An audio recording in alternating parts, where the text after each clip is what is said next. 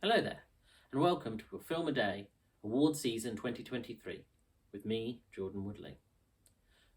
So, full candid confession, when I first started this series, the BAFTA nominations had been released, but the Academy Award nominations, the Oscars, BAFTA of course also being an Academy, but the Oscar nominations had not been released.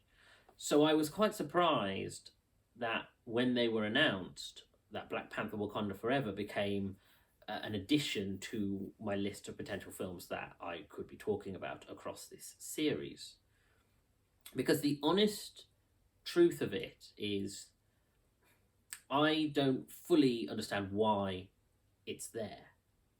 I think with the original Black Panther, that was definitely well deserved for the accolades it got at the time. I think it was an exceptional, considering even then the Marvel Cinematic Universe was already being considered somewhat cookie cutter, somewhat repetitive in its style, was starting to become quite tired. Um, it Black Panther stood out because of the work that Ryan Coogler put in and the way that he brought his personal style and brand, and the way that Chadwick Boseman carried the weight of the film.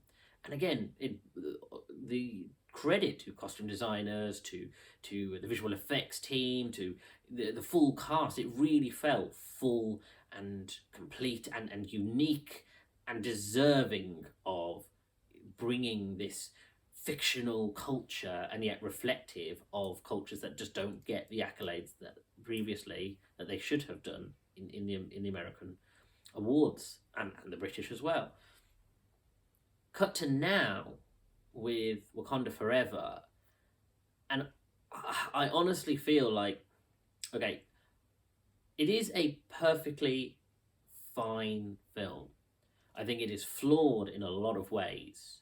Partly, I think, well, primarily the absence of Chadwick Boseman leaves such a gaping hole that even though the film really tries to find ways around it, really, increases Letitia Wright's presence, Angela Bassett's presence, introducing Namor, and really trying to build around this gap. He was such a powerhouse. When I was doing this series during the period of last year's Oscars, I talked about how much of an incredible, exceptional performer he was for Ma Rainey's Black Bottom, and his absence is just it's devastating. So there's already that in place. Additionally, it is an exceptionally long film, and I know I've talked about that over several films, but considering that this is a film about grief and loss, and there is a melancholy tone that both exists in the narrative and in the reality of the filmmaking, it is a long sit where most of the film is about processing grief. It is extremely heavy, and then on top of it we have the comic book narratives that you would expect in this. And so I can't quite say why it's there. In a slate where the Academy didn't nominate The Woman King, say, which is a historical drama reflecting African culture that could have built on what Wakanda Forever did, we got nothing for The Woman King. And Wakanda Forever has had several nominations. And Angela Bassett is a great actress, and I think she gives a strong performance in this.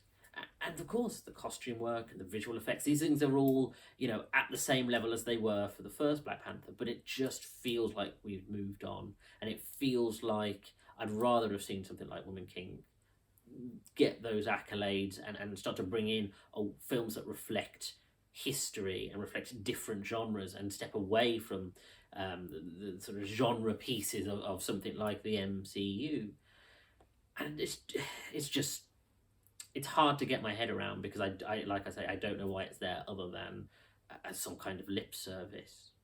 So this is this is an exceptionally frustrating one, but it is a case where I'm sort of looking at it thinking I'm not entirely sure. That being said, Angela Bassett did give a great performance. Perhaps she'll win. It might win in the costuming because it is good costuming, good effects in the VFX. Who's to say? I might be eating my words in a few weeks.